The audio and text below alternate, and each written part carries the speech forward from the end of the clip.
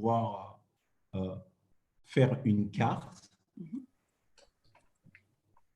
qui répond à la base de concevoir une architecture au final qui va au fur et à mesure répondre à plusieurs problématiques dans le temps en fonction de l'évolution technologique. C'est ça. Donc, ça a été l'élément déclencheur. Et c'est ça, de ça a là… été, c'est ça ta carte de paiement. C'est exactement ça que tu es en train de parler? Je n'ai pas compris, j'ai dit. C'est de la carte de paiement dont tu es en train de parler. C'est l'idée qui a été émise. Oui, parce que là, je me suis dit que ce n'est pas un simple transfert d'argent que je dois faire. Là, on parle de la modélisation maintenant. Comme le mapping, là, j'ai trouvé l'objet de mapping. Là, maintenant, il faut trouver comment il faut faire en sorte que tu peux mapper les dés là et que ça fonctionne. Donc là, ça, c'est une autre réflexion. Ça, c'est l'étape. Parce que là, on a compris, on sait que l'objet qui est là, c'est bon là. Là, on peut attaquer ça, on est bon. Là, il faut trouver de l'autre côté la chose qui peut te permettre d'atteindre ça. OK. Donc, c'est ça. En fait, ce que les gens doivent comprendre qui est très important, il y a le profil. On est d'accord. Ton profil personnel, c'est ce que tu es capable de faire, ce que tu n'es pas capable de faire, et quelles sont les personnes qui peuvent t'aider. Ensuite, qu'est-ce que je veux concevoir? Donc, ce qu'on veut concevoir, il faut regarder en fonction du client, en fonction du receveur, parce que quel qu'en soit, il y a un professeur qui m'a dit en San Francisco, s'il dit, on est d'accord que tout ce que tu vas faire là, il faut que ça s'achète là. Si on n'achète pas, c'est zéro. Le but, c'est de Donc, faire de l'argent. Hein? Des fois, les gens ont peur de le dire, mais le but, c'est de faire de l'argent à la fin. exactement. Donc, du coup, il faut regarder celui qui est capable, ceux qui sont capables d'acheter ton produit. On est d'accord. Donc, du coup, ça, c'est un élément. L'autre élément, c'est qu'est-ce que tu vas faire pour répondre à ces besoins-là. Parce que là c'est trois choses. Là, on parle de trois choses. Et puis, il y a d'autres questions qui vont venir quand les gens ils vont parler. Eh, mais si tu n'as pas d'argent, comment ils vont faire cette… Ça, c'est un… On va… Mais maintenant, non, mais c'est important que tu le mentionnes parce que regarde, là, tu me parles que tu es en France. Déjà, on parle même pas de commencer à faire de l'argent, là. OK? On parle juste de se déplacer pour faire ton étude de marché quand tu es allé au Mali. OK? Et déjà, tu connais la mentalité africaine. Quand même, tu as pris le temps de retourner au Mali, t'assurer de voir qu'est-ce qui est possible. Peut-être qu'il y a des choses qui ont changé, etc. Donc, tout ça, ça coûte de l'argent. Donc, qu'est-ce qu'on fait? La question, je la pose maintenant, en fait. Qu'est-ce qu'on fait quand une personne, par exemple, n'est pas en mesure de se déplacer au, tu sais, tu as fait Mali, France, San Francisco, France. Comment tu pourrais t'y prendre? Déjà, comme c'est arrivé à un moment où je vous ai dit, je travaillais déjà à Bouygues Télécom. Donc, j'économisais. Ouais. Donc, quand on commence, le moment où on commence déjà dans la vie professionnelle, c'est de l'économie. C'est très important d'économiser pour pouvoir financer tes besoins, les vacances, plein de choses. Donc déjà, ça trouve que déjà, on a une petite économie. Ça, c'est très important. Mais quand on prétend ou on veut être entrepreneur, on doit diminuer nos dépenses de 3. Okay. Le moment où on est en train de travailler, parce que tu as une réflexion d'être un indépendant, donc il faut absolument diminuer les dépenses, parce que c'est très important. Parce que tu ne sais pas quand tu vas être rentable. C'est ça. Mais tu es obligé d'être rentable si tu n'as pas un autre moyen si tu n'as pas d'autre moyen d'avoir de l'argent. Et c'est ça, l'autre jour, il n'y a pas très longtemps, je publiais sur LinkedIn, je disais en 2014, je n'arrivais pas à trouver des clients. Je me suis remis en question, j'ai mis tout à plat et j'ai trouvé des axes pour me faire de l'argent sur la base de mes propres modélisations, quelque chose qu'on n'apprend nulle part, mais l'objectif était de vendre mon produit pour vivre. Donc, c'est ça que j'appelle les axes de survie. Moi-même, j'ai créé ça. Je me suis dit ça c'est des axes de survie. Ça, c'est très important, ça. pour ce OK. faire. OK. Donc, quand j'étais à San Francisco, Oui. c'est là où ça a commencé, la carte Colosso. Je me suis dit, mais OK, est-ce que je vais aller voir les cartes existantes pour pouvoir faire Colosso en mettant les marques dessus, des trucs comme ça, ou je vais faire ma propre carte? Quand j'ai été demandé, on m'a refusé de faire ça. Donc, en fait, ce que je vais sortir là, c'est que les grandes compagnies, en réalité, ils vont créer des concurrents à eux dans le futur en ne voulant pas collaborer avec eux. C'est ça qui crée la concurrence. Parce que si toi, tu veux fabriquer du gâteau, tu veux travailler avec quelqu'un qui fabrique du gâteau déjà, c'est bien à cette personne-là de travailler avec toi comme ça. Tu ne vas pas fabriquer ton propre gâteau. Sinon, si tu fabriques ton propre gâteau, tu deviens un concurrent à lui parce que lui, il n'a pas voulu travailler avec toi. C'est ça qui crée la concurrence. Parce il faut que moi, je mange. Donc, comme je dois manger, si toi, tu me refuses le gâteau que je dois manger, mais je dois faire mon propre gâteau. That's it. Exactement. Et c'est ça qui m'a poussé à aller à faire ma propre carte, à baisser le prix au niveau de la communauté africaine, ce qui est très important, pour pouvoir le vendre. Mais ce n'est pas facile. Là, tu es parti de Colosso, ton élément déclencheur, Colosso, ensuite tu vas jusqu'à San Francisco, tu te rends compte, bon, c'est là que ça se passe, l'innovation, etc. Tu crées ta carte de paiement parce que les gens ne veulent pas te donner une part de leur gâteau. Donc, tu innoves toi-même, tu trouves tes propres solutions. Parle-nous maintenant de qu'est-ce qui t'emmène à Colosso Marketplace. Oui, parce que pour moi, c'est une suite. Hein. Et puis la suite, elle est logique. Quand une personne est capable de te confier son argent, l'argent est le niveau le plus élevé. On est d'accord. Quelqu'un qui est confié, quelqu'un qui va te confier son argent, lui dire que tu as un produit à acheter, il va l'acheter tout de suite parce que là, on parle d'un niveau un peu plus bas. Donc, arriver pour moi, le marketplace est une suite logique pour moi. Quand on arrive à faire une carte de paiement, on arrive à transférer de l'argent d'un point A vers un point B, là, on va parler du marketplace parce que c'est là où les gens ils vont acheter. Ils vont acheter par quoi? Mais pour rentabiliser ton moyen de paiement, ben, tu mets le marketplace et puis les gens ils vont acheter là-dessus avec ton propre moyen de paiement. Tu es en train, tu sais, qu'est-ce qui est vraiment incroyable, c'est, puis les gens à la maison là, qui écoutaient ça, c'est à appliquer selon ton modèle à toi, si tu es entrepreneur, si tu penses à te lancer dans l'entrepreneuriat, de créer ton propre écosystème. Un peu comme tu vas avoir la farine, les œufs, le lait, tout ça, tu es en train de tout créer ça pour créer ton gâteau. Moi, c'est comme ça que je le vois. Mais oui, mais regarde dans le domaine de l'agriculture. Aujourd'hui, il y a des produits qui sont fabriqués localement en Côte d'Ivoire. Qu'est-ce que nous, on fait? On fabrique nous-mêmes ces produits-là pour développer l'agriculture locale. On va toute la chaîne, nous-mêmes, on va mettre la main sur toute la chaîne pour diminuer le coût, modéliser bien ce produit-là pour que le produit soit exporté au Canada. Donc, et ces produits-là qui vont être achetés par la carte Colosso.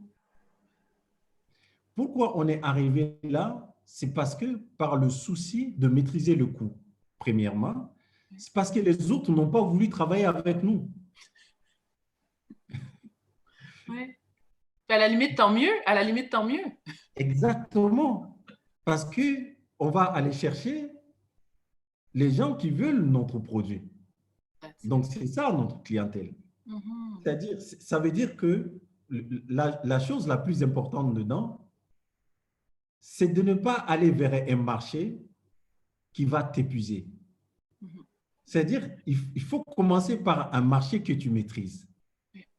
c'est très important. Je donne toujours l'exemple de, je ne sais pas, comment on dit, banane plantain. Quand on prend l'exemple du banane plantain, il y a plein d'exemples avec la nourriture. On assume que tu aimes manger. quand quand tu vends du banane plantain au quartier juif de Montréal, tu es sûr que personne ne va l'acheter parce que ce n'est pas la nourriture qu'eux, ils vont manger. Mais quand tu le vends au quartier, à Montréal-Nord, tu es sûr que les gens ils vont acheter. Et quand tu seras plus riche et que tu vas te faire des références, tu vas ouvrir un restaurant de cachère là-bas et les gens vont acheter. Oui. C'est-à-dire que tu commences toujours par quelque chose que tu maîtrises. Oui. Parce que quand toi, tu n'as pas d'argent, tu n'as pas assez d'énergie, comment tu veux aller chercher quelque chose qui n'est pas à ta hauteur en ce moment? C'est ça, c'est ça. Ce n'est pas possible. Il faut commencer petit, te faire des références, valider ton produit, aller faire des prêts à la banque et puis conquérir d'autres marchés dont tu n'as pas accès facilement. Puis aussi, je pense aussi, c'est dit qu'est-ce qui peut être vraiment pertinent aussi de rajouter pour les gens justement qui nous écoutent en ce moment à la maison, c'est commencer petit ou peut-être, comme tu dis, avec quelque chose que tu maîtrises, que je ne veux pas dire à 100% que tu vas réussir parce qu'on ne sait jamais. T'sais, oui, tu vas faire une étude de marché, oui, tu vas analyser, oui, puis en même temps, on ne connaît pas toutes les variables. Mais c'est de mettre le plus de chances de côté aussi, le plus de chances possible de ton côté pour réussir, pour gagner en confiance, pour aller de l'avant, puis next, puis toujours monter. Qu'est-ce que tu en penses? Oui, il faut déjà, on est d'accord, il faut être honnête envers soi-même dans un premier temps. Mais tu ne vas pas faire un conteneur sans savoir, un conteneur de produits, sans savoir que les 20 produits, ça fonctionne. C'est ça. Nos propres clients, c'était des amis, en fait. Au début, nos clients, c'était nos amis qui ont pris la carte Colosso. Même le processus d'inscription en ligne n'était pas parfait. Mais ils l'ont testé, ils nous ont fait des retours, on n'a pas été arrogant, on a corrigé. C'est-à-dire, ce qu'il faut comprendre, ça que j'ai dit tout le temps aux gens, les gens qui critiquent ton business au début, c'est eux tes meilleurs amis. Parce que tu ne les payes pas, ils font ce travail-là. Parce que c'est vraiment une belle façon de voir ça, c'est dit. Oui. En fait, eux, ils sont là, ils sont en train de tester ton produit. Toi, tu ne les payes pas, mais ils passent des heures à le tester. Et toi, tu n'as pas la capacité de payer quelqu'un en interne qui fait ça, ce boulot pour toi. Si eux, ils te disent, ils critiquent ça, mais c'est bien, prends ça, corrige. À force de le faire, tu vas voir, c'est eux qui deviendront tes clients.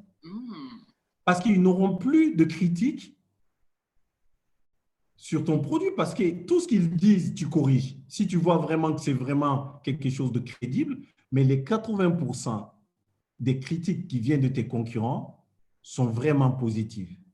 Donc, il faut le prendre, ne fais pas de l'arrogance. C'est eux qui t'aident à améliorer ton produit. Donc, il faut corriger, parce que quand tu finis de corriger l'ensemble des critiques, ils n'auront rien à dire. Et puis, eux-mêmes, ils vont acheter tes produits. Est-ce qu'ils seront là encore? Ça, c'est la question aussi. Est-ce qu'ils seront là encore? Mais voilà. Parce que c'est quand même très important, quand on est en ses débuts, d'accepter les critiques. Même pas ses débuts, parce que c'est les clients qui font ton business. En réalité, les clients habituels, là, eux, ils ne critiquent pas. Hein. Ils viennent, ils font leur affaire seulement et puis ils passent. Mais ceux qui veulent vraiment, parce que tu viens dans un marché, ils vont te critiquer, mais il y a beaucoup de choses qu'ils disent, c'est vrai. Donc, il faut le prendre et il faut corriger. C'est très important, c'est ça. Et tu as beaucoup de paroles de sage. J'aime bien, j'aime bien. Parce qu'au final, si tu ne fais pas ça, comment tu vas, si tu ne corriges pas, comment tu vas faire? C'est ça, that's it. Donc, je prends quelques secondes juste pour dire, les gens à la maison qui nous regardent en ce moment, Dites-nous dans les commentaires. Je sais, des fois, quand tu écoutes un live, tu fais juste écouter. Mais en tout cas, si tu veux nous dire, si tu veux prendre quelques secondes pour nous dire qu'est-ce qui t'interpelle, si jamais tu as des questions, ça va nous faire plaisir. Sidi est là pour ça. Puis Sidi, maintenant, j'aimerais ça que tu nous parles du groupe. Là, on est passé par la carte de paiement, par ton écosystème que tu es en train de créer, ton Colosso Marketplace. Ensuite, tu crées le groupe Colosso. Donc, tu changes le niveau entreprise. Là. Qu'est-ce qui s'est passé? Puis qu'est-ce qui t'a amené à faire ça? Oui, c'est parce que je me suis dit, ah ouais, mais il y a beaucoup plus de possibilités que je pensais. Mais en réalité, ce qu'il faut comprendre, c'est parce que je n'avais pas les moyens. C'est pour cela que je ne sortais pas comment on dit, la machine. Mais il y a 4 ans de cela, que moi, j'avais commencé un projet à McGill, un projet de crypto, Colosso Crypto, et que personne ne savait. C'était un projet de recherche, Crypto Colosso. Donc, je me suis dit là aussi, qu'est-ce que je dois faire pour donner la confiance aux gens aux crypto-monnaies? Parce que là, maintenant, il y a plus d'énergie, il y a beaucoup plus de miners qui vont pour processer les bitcoins, etc. Les gens commencent à aller vers ces solutions-là. Donc, je me suis dit, je vais créer une solution, je vais créer Crypto Colosso, mais une autre manière. Et ensuite, je me suis dit aussi, à l'époque, j'étais en train de travailler avec une société à Seattle, mais cette société-là qui a développé mon application Colosso Drive, parce que derrière, je me suis dit que l'Afrique est faite pour les panneaux solaires. En réalité, les panneaux solaires sont faits, ont été développés en Occident, mais ça marche plus en Afrique qu'en Occident, parce qu'il y a plus de soleil là-bas.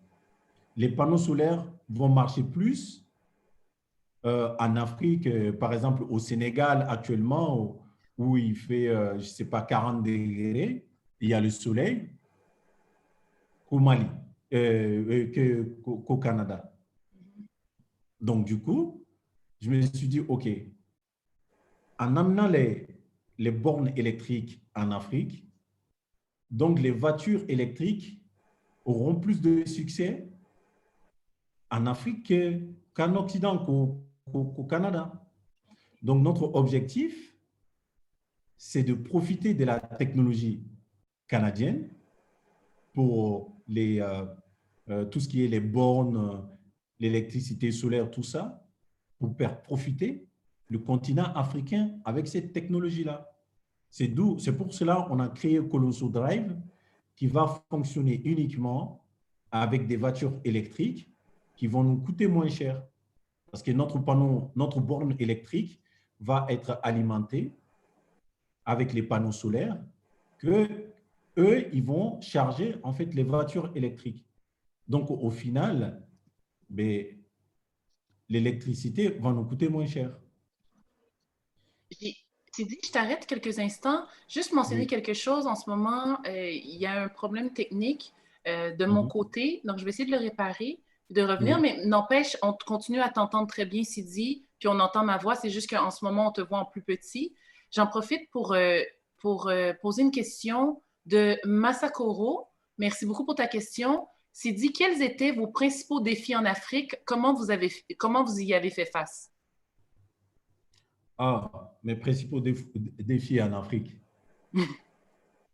Déjà, c'est faire des business en Afrique, euh, c'est pas simple, mais c'est aussi simple à la fois. Ça veut dire quoi? Ça veut dire que déjà, pour faire comprendre aux gens le changement, le changement technologique, déjà, c'est pas facile. Et il y a un problème de confiance aussi. Euh,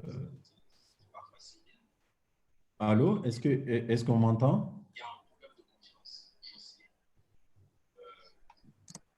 Est-ce que vous m'entendez? J'ai Oui, l'impression. oui, oui, oui. OK. En fait, en Afrique, le business, l'Afrique d'aujourd'hui, ils sont en train de changer. Il y a beaucoup de choses qui sont en train de changer en Afrique. Hein. Le business, ça marche bien. C'est difficile euh, à la fois, mais c'est simple aussi.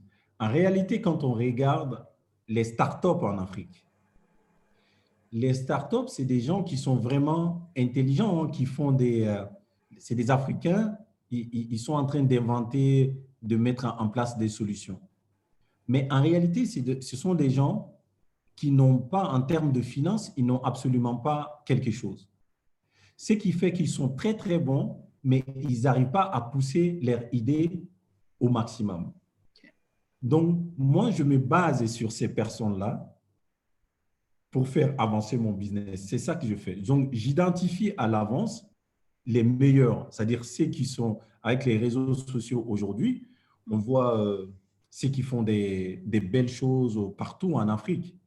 Donc, avant de partir en Afrique, il faut toujours se mapper à des gens qui maîtrisent le terrain. C'est avec ces personnes-là, ils sont très intelligents. Il y en a qui font décoller les drones, ils font plein de choses. C'est magnifique au Sénégal, au Rwanda, en Côte d'Ivoire. Les gens, ils font des trucs extraordinaires. Mais en réalité, ils ont un problème de budget. Donc, moi, je me suis toujours approché à des personnes qui sont là-bas localement pour pouvoir développer en fait mon business. C'est ça, mais quand tu viens tout seul, c'est très difficile quand tu viens tout seul. Et tu ne connais pas le terrain. Eux, ils sont là depuis 20 ans, 15 ans. Ils travaillent, ils connaissent un peu l'écosphère, ils savent ce que la population euh, est capable de recevoir de l'extérieur, etc. C'est ça, il faut travailler avec ces gens-là. Je pense que ça répond un peu Ça à la répond un peu question. à la question, puis si jamais, je m'excuse, si jamais Masakoro, ça n'a pas répondu entièrement, fais-nous signe, puis Sidi va compléter. Tu as répondu aussi, Sidi, partiellement à une autre question qu'on a de Wendy.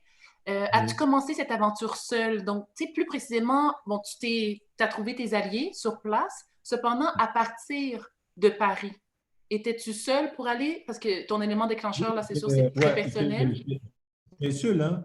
OK, Après, mes collaborateurs, tout ça, c'est après que OK. j'ai trouvé mes collaborateurs devant. J'ai j'ai des ingénieurs logiciels qui sont euh, particulièrement, je salue Danny qui est excellent, qui fait un beau travail. Oui, et puis mes collaborateurs, c'est des experts, hein, comme vous voyez, les Ousmane Diko, etc. Et puis Belly, ainsi de suite. C'est des gens qui sont excellents. Voilà. Mais j'ai J'aimerais commencé l'aventure tout seul et l'architecture et la vision, c'est moi. cette vision-là, là, dont tu parles, hein. Ouais. Tu sais, pour quelqu'un qui veut se lancer en affaires, puis quelqu'un qui peut-être, puis dans l'assistance, dans l'audience, dites-nous si peut-être vous êtes déjà en affaires, si vous êtes déjà lancé, si vous y pensez, si vous hésitez, si vous l'avez fait, vous avez regretté, peu importe. Euh, Parle-nous un peu de cette vision-là. Elle te vient justement comment? Comment tu la nourris? Qu'est-ce que tu fais pour, euh, pour la créer, pour la concrétiser? Ah, la concrétisation, ça dépend de la personne, par contre. Je veux commencer par ça, parce Mhm. il y a des gens qui sont frileux. Enfin, il y a des gens ils veulent pas prendre des risques, alors que le premier élément d'un entrepreneur, c'est les risques. C'est-à-dire parce que l'élément que tu vas concevoir ou l'élément que tu vois devant, c'est toi seul qui vois ça. Mhm. Et si tu fais quelque chose déjà fait, il n'y aura pas de succès. C'est-à-dire, pour moi, ça, ce n'est pas une fierté. C'est faire exactement ce que les gens y font. Mais ta vision, c'est comme si il y a quelque chose de loin, il n'y a personne de côté. Enfin, c'est toi seul qui vois ça. Donc, en termes de, tu n'as pas besoin de te presser pour tomber, parce que c'est toi qui connais cette vision-là. Donc, c'est très important, ça, déjà, Mhm.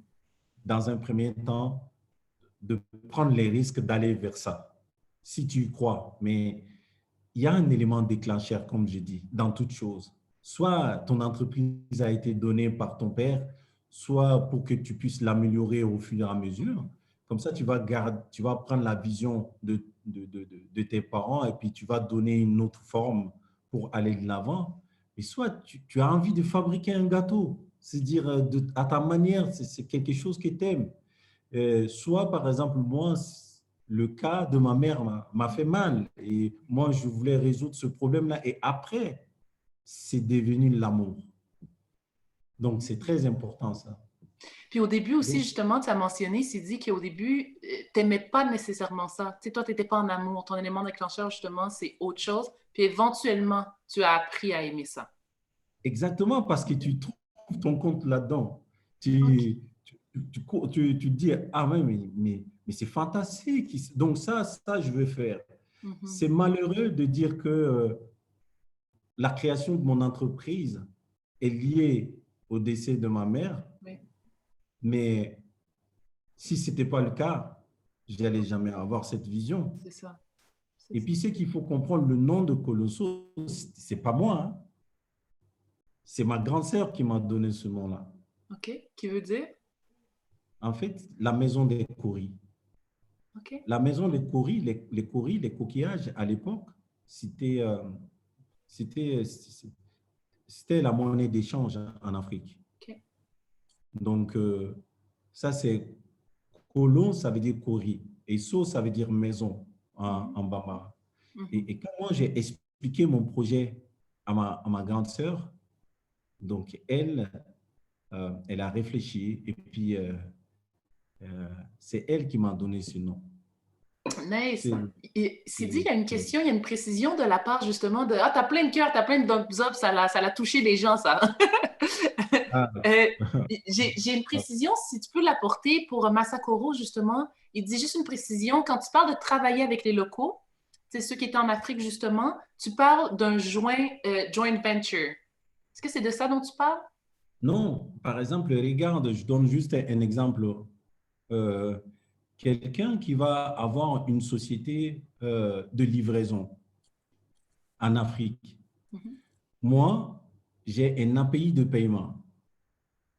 Donc, je vais aller vers ces personnes-là parce qu'eux, ils sont déjà placés.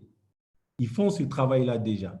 Mhm. L'objectif est d'investir dans les sociétés pour pouvoir les booster Oui. en intégrant ton API de paiement dans leurs solutions. OK. Donc, ce qui fait que ça booste l'entreprise locale, ça te booste aussi. Mhm.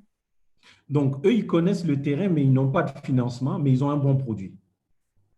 Toi, tu as un produit qui permet de faciliter le roulement de leur business. Oui. Donc, tu viens, tu vas les proposer d'investir, d'être actionnaire. Donc, tu amènes l'expertise déjà de ce que tu as ailleurs, ce qui va les structurer et avoir un coup de pouce en termes financiers. Et toi, ça te donne un coup de pouce et de visibilité localement avec ton produit. Mhm. OK. OK. J'ai des questions. C'est maintenant que les gens se réveillent, hein, c'est dit? C'est toujours à la fin que les gens sont chauds pour poser des questions.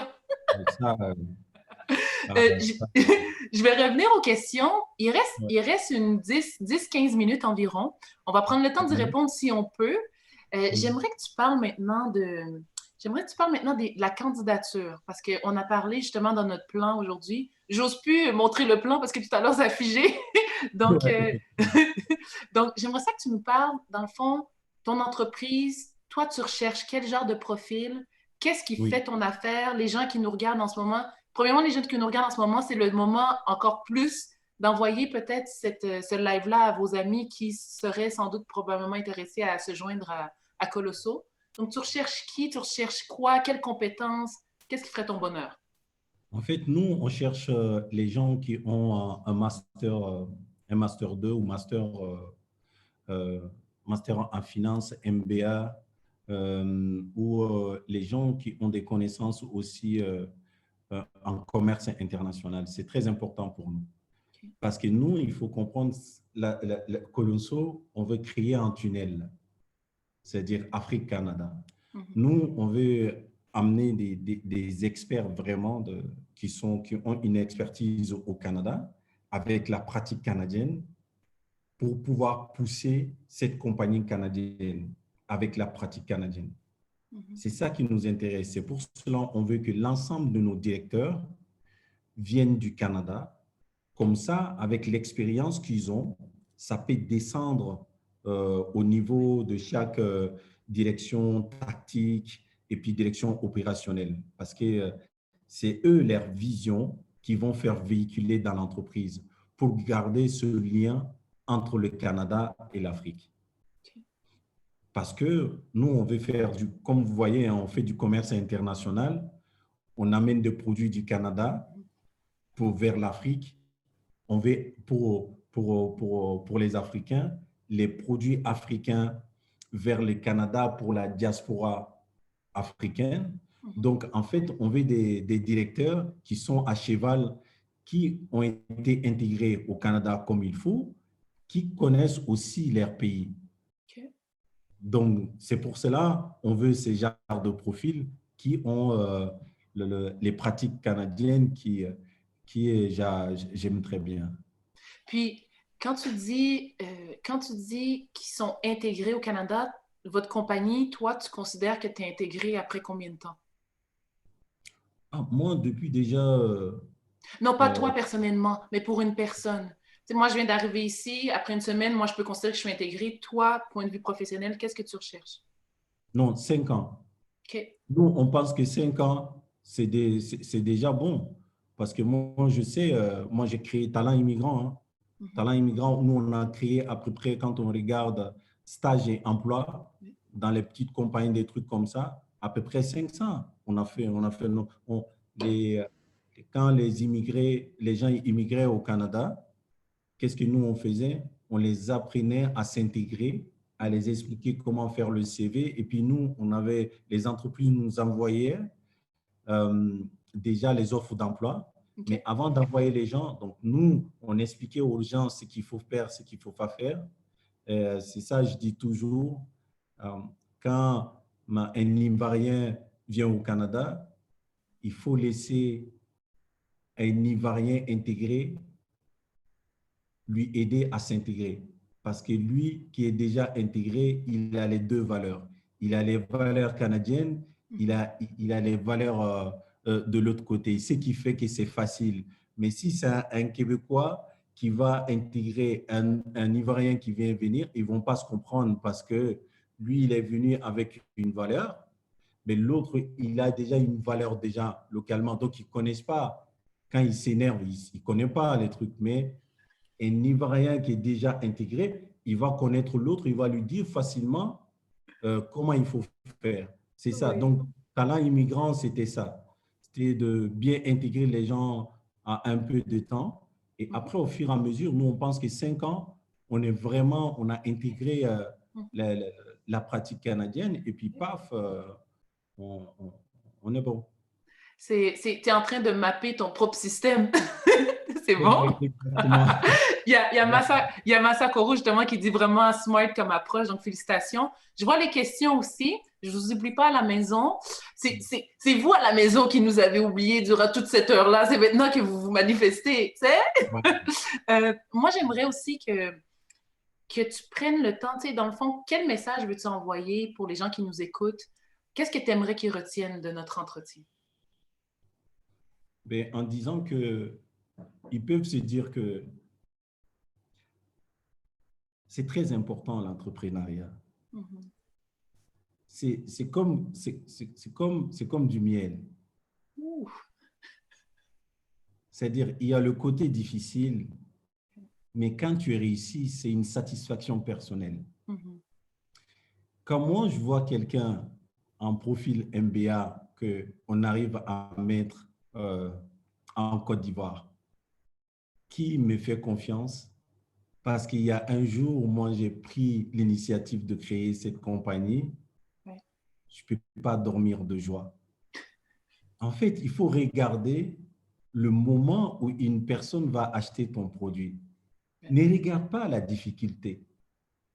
Il faut regarder le nombre d'employés que tu vas embaucher dans le temps. C'est très important. L'entrepreneuriat, surtout côté africain, va résoudre beaucoup de problèmes. beaucoup de problèmes. C'est-à-dire, si on est beaucoup à entreprendre, on va être beaucoup à embaucher. Et c'est très important. Et il faut entreprendre pour créer déjà les besoins day-to-day. C'est-à-dire, par exemple, quand on regarde, quand je vais au Mali, je regarde, même les dentifrices au Mali ne sont pas faits au Mali.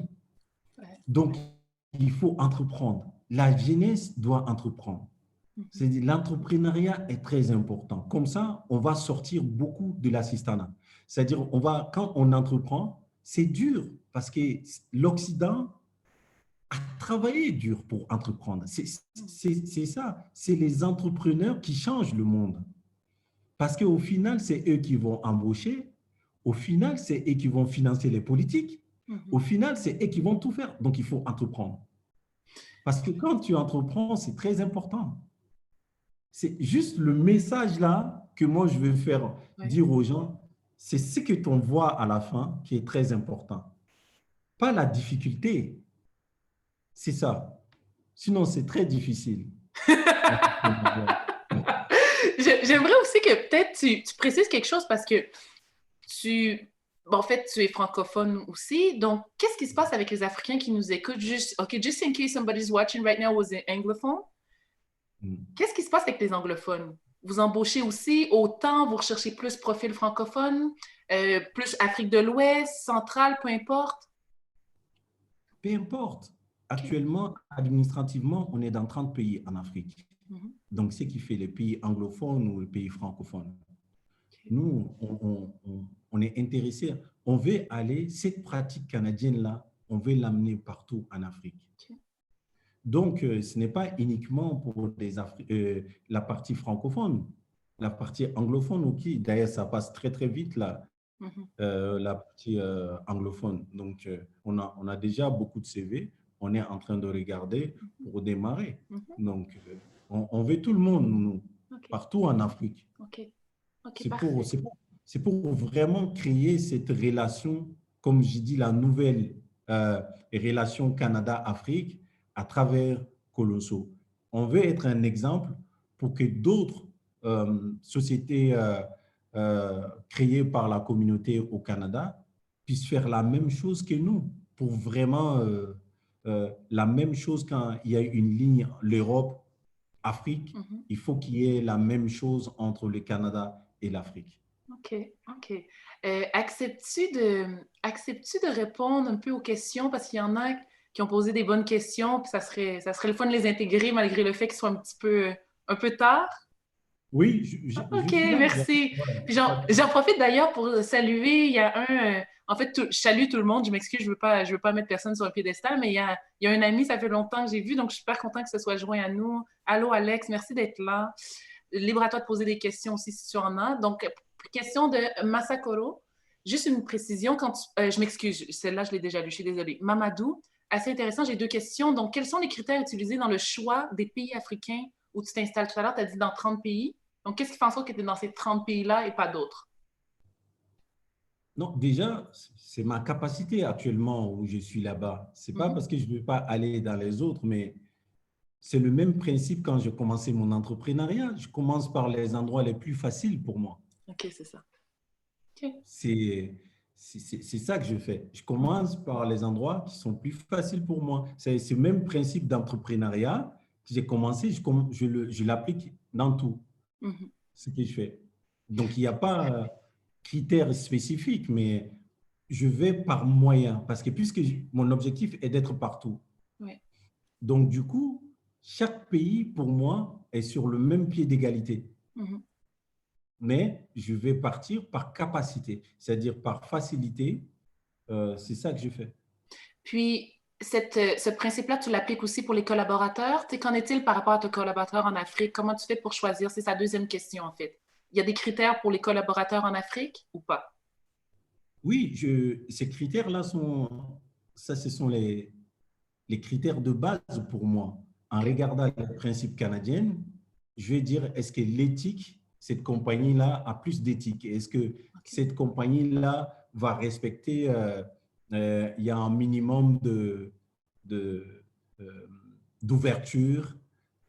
Est-ce que notre vision, est-ce qu'on a envie, on peut aller avec cette compagnie-là? Ça, ce sont quelques critères qu'on met en avant, surtout l'éthique et la confidentialité, parce qu'on constate aujourd'hui qu'il y a beaucoup d'entreprises en Afrique, mais ils commencent à l'intégrer, que la confidentialité est très importante dans l'entrepreneuriat. J'ai aussi une question de Masakoro. Masakoro, merci pour toutes tes questions. C'est une personne qui semble très intéressée.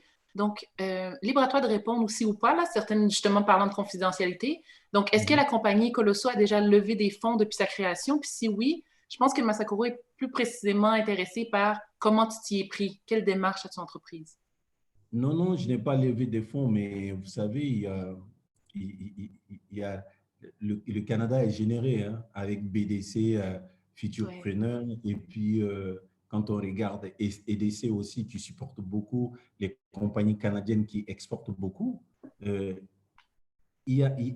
C'est très simple, il faut monter les dossiers, il faut les présenter, ça va être accepté. Oui. Mais moi, je n'ai pas levé de fonds. Puis en même temps aussi, j'ai envie de reprendre ce que tu avais dit au début. Tu avais dit, si par exemple, toi, tu n'es pas en mesure de faire quelque chose, premièrement, après ton analyse personnelle, introspection, tu le confies à quelqu'un qui est en mesure de le faire, tout simplement. Oui, exactement. Parfait. Oui. Je sais pas si oui, vas-y. Est-ce que c'est clair pour lui? Je ne sais pas si... Bien, si jamais il y a quoi que ce soit, de toute façon, Masakoro, n'importe qui dans l'assistance, vous êtes libre de reposer vos questions. Moi, je vais inviter entre-temps Mamadi à refaire surface. J'en profite, Sidi, bien entendu, pour te remercier infiniment du temps, de ta générosité, de tous tes exemples de nourriture. J'aurais aimé qu'ils soient accompagnés de vraie nourriture, parce que moi aussi, j'aime manger. Mamadi, je te remercie. Au nom d'Afro Happening, guys à la maison, merci d'être là. Merci d'avoir partagé. Merci d'avoir commenté. Si vous voulez mentionner qu'est-ce que vous avez aimé, qu'est-ce que vous a interpellé davantage, ça nous fait plaisir, bien entendu. L'objectif, c'est justement de prendre la critique pour s'améliorer. Puis Masakoro dit merci beaucoup, donc tu as répondu à sa question entièrement. Donc, c'est dit, merci infiniment. Si jamais il y a quelque chose que tu veux dire, mot de la fin, s'il y a quelque chose que peut-être on n'a pas mentionné puis que tu aimerais mentionner, maintenant est le moment. Qu'est-ce que je veux dire? C'est le plus important, c'est faut entreprendre. Il faut aller vers l'entrepreneuriat. S'il y en a 10 000, même si c'est 100 qui réussissent, il faut aller. Il ne faut pas hésiter. C'est la seule solution de développement. Il faut aller. Et la communauté noire, c'est la seule solution qui va permettre à cette communauté de se développer. Il faut entreprendre. Il faut s'entraider. Il faut acheter entre nous. Il faut aller. Il faut aller pour développer les choses. Et puis, c'est ça. Il faut entreprendre. C'est tout. C'est tout ce qu'il faut faire. Merci beaucoup, Sidi. Juste pour dire vraiment grandement merci, Sidi. Merci beaucoup d'avoir pris ton temps pour partager ton expérience, ton parcours avec nous, avec tous ceux qui ont assisté à cet événement. C'est très, très bien apprécié. Et s'il y a quelque chose à retenir, comme il a dit à la fin, ce sont les entrepreneurs en fait qui changent le monde. Donc, soyez des acteurs de ce changement, en fait. Et c'est en Afrique, présentement, où on a vraiment besoin de cet entrepreneuriat, parce que c'est là où il y a beaucoup de choses à changer aussi. Et ça, c'est vraiment l'apanage des entrepreneurs. En tout cas, merci beaucoup, Sidi. Et merci à tous ceux qui ont assisté à l'événement. Et comme on l'avait dit aussi au début, c'est un événement qu'on veut périodique. Donc, ça va se répéter à chaque mois. On va inviter une personne aussi inspirante que Sidi, qui va partager son expérience, son parcours, question de toujours vous inspirer. Donc, retenez bien ça aussi. Afro Happening, c'est la référence des événements afro. Et on est là pour vous permettre, bien sûr, d'apprendre des choses, de collaborer et de trouver des futurs collaborateurs. Alors, merci beaucoup à tout le monde et merci beaucoup à Sidi. Merci beaucoup aussi à notre animatrice. Bye bye, merci Mohamed, Wadieli. Il y a plein de monde qui ont écrit, donc merci. Bye bye, guys. Ouais, salut.